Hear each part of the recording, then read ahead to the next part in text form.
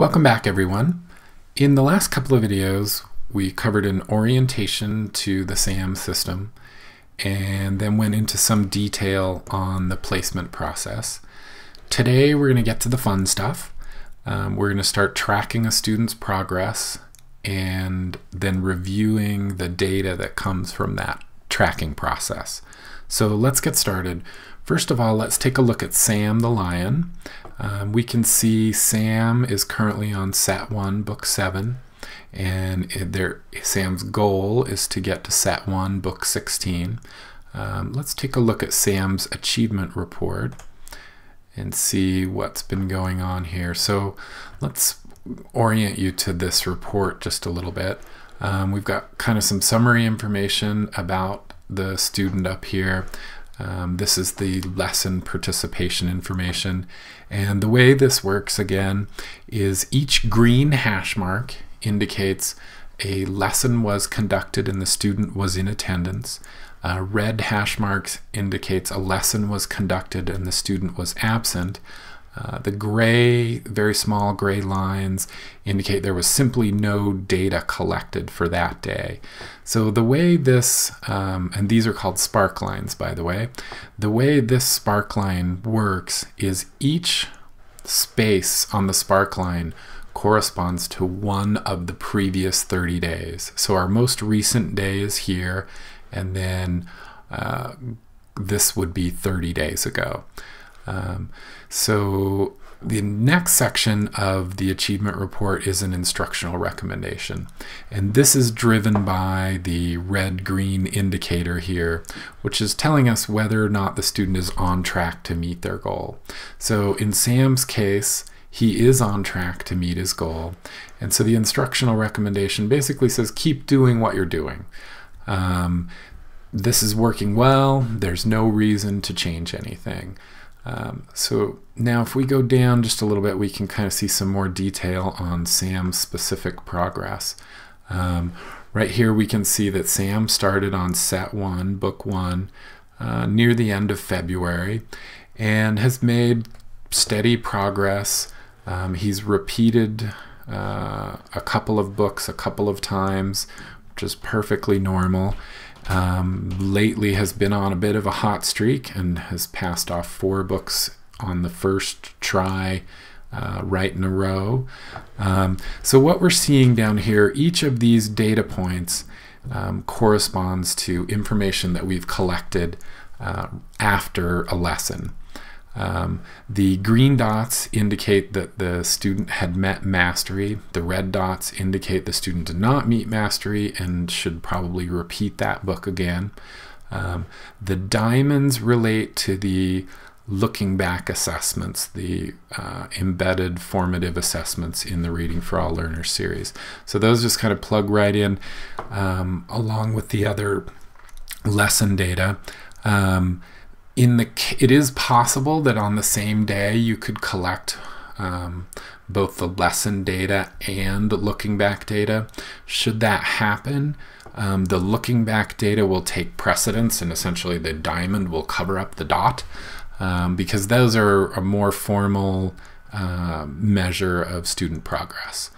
So we've given those priority. So the other things that are going on this chart is we have a green line and a yellow dotted line. The green line is the student's goal line, and that's simply a straight line connecting the first data point in the series to the goal and goal date that has been set for the student. So in this case, we're trying to get to Set 1, Book 16 by May 1st. So that's projected out a little bit in the future here. As you move along, this data will slide down so you can see more of the chart. The yellow line is a trend line, and this is showing the student's actual progress. In this case, based on where Sam's goal is, the trend line is indicating that he's consistently on track to meet that goal, and that's why we have the green indicator for Sam. That's how we're able to say with a reasonable degree of confidence that Sam is on track to meet his goal. The trend line is going to be more accurate as time goes on. When you put the first 3, 4, 5 data points in, you could see some pretty wide fluctuations in the trend line. So the more data that's in here, the more accurate this prediction is going to be. Moving down just a little bit to the next section of the achievement report, we see the skills summary. This part of the report is showing us the very specific sounds and words and very specific items that a student is going to be introduced to in the Reading for All Learners materials. So in this case, Sam is going to meet these sounds, these sound combinations, 185 regular words, 21 irregular words, and these are based off of the difference between wherever we started the student, wherever that first data point is in the series. So in this case it was Set 1, Book 1, and their goal, which in this case is Set 1, Book 16. So within those 16 books are these sounds and these sound combinations. There are 185 words and 21 irregular words. Now some of these, and I don't know how clear this is going to come out on the video, some of these are in bold and some are not. The items that are bolded are items that the student has met. So Sam has worked on these items. The next items that he'll be introduced to, and they're in order, are these. So at this point we can see we've covered these sounds. We have yet to get to any of the sound combinations. Sam's been introduced to 27 regular words and 3 irregular words based on where he's currently at. The morphological objectives work in a similar fashion. There aren't any of those in Set 1, so we don't see anything right here. The fluency objectives and comprehension objectives, however, work just a little bit differently. These are based on the student's current placement. So as we're collecting those red and green indicators on each lesson, these are the kinds of objectives that you can use to form the mastery criteria. So in terms of fluency, at this point we've not set an expectation for so many words per minute or any kind of rate. And that's the way the Reading for All Learners program works. Those first 3 sets of books are all about decoding. We don't worry about tracking a student's fluency rate, words per minute, until we get into Set 4. So in those first 3 books, we really just want them focused on decoding. The comprehension objectives are similar. These will evolve as the student moves along. Initially, we're going to talk about being able to answer a lot of literal questions, and those questions that are at the bottom of many of the pages in the series connect directly to these comprehension objectives. So as you move up in the series, those questions will relate back to these objectives. So in this case, we're working on very literal, simple questions. As we move forward, those will become more evaluative or inferential type questions that require a little deeper understanding and the ability to follow a storyline from the beginning to the end. So that is the achievement report. Now let's show you how this data gets into the system. Let's go back to the dashboard. There are 2 types of processes used to track a student's progress, and they're both accessed from the same spot. You just hit the track button here, and that's going to take us to this screen. And by the way, you can also, if you're working with groups, you've got a track button up here, which will bring up a listing of all the students in that group so that you can track all students, for example, in a small group instruction setting at the same time. So let's go back to Sam. And so we can see Sam's working on Set 1, Book 7.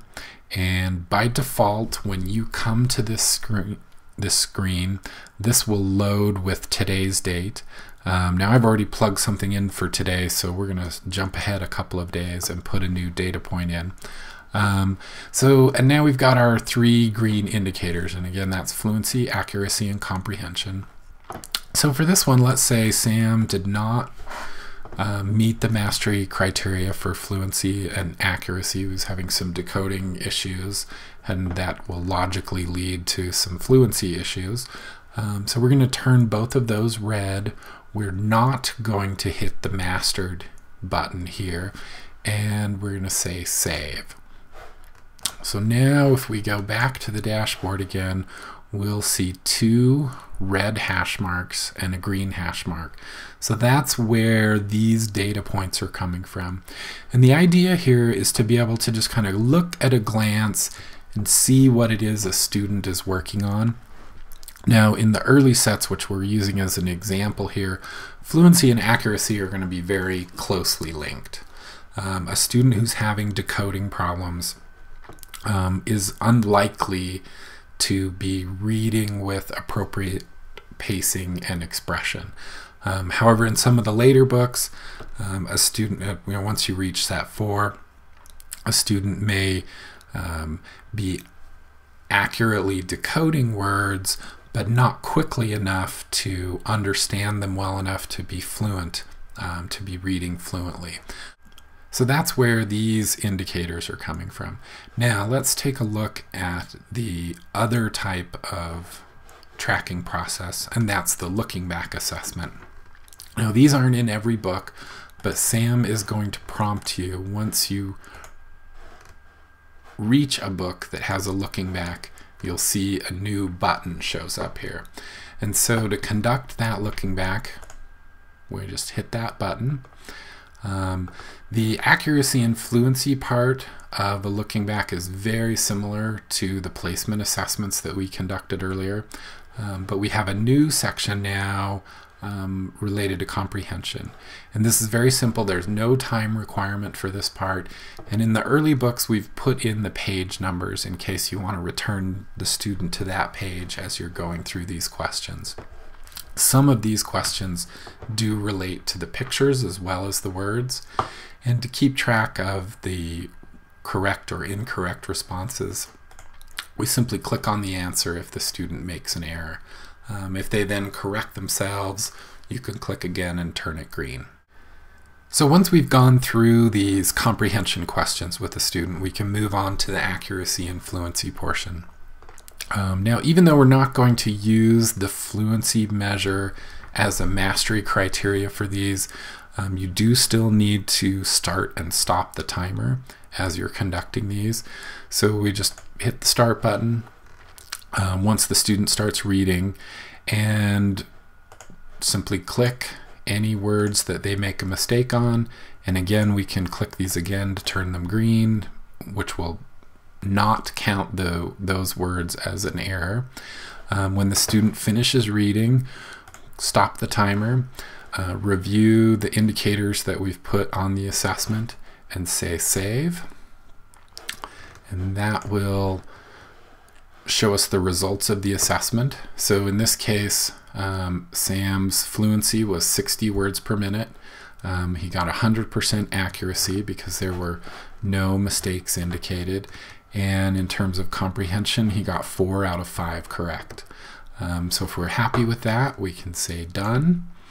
And that information will now show up as a diamond on Sam's achievement report. So if we come in here, we're doing this on the wrong day with the wrong book, but here's the data point that we just created.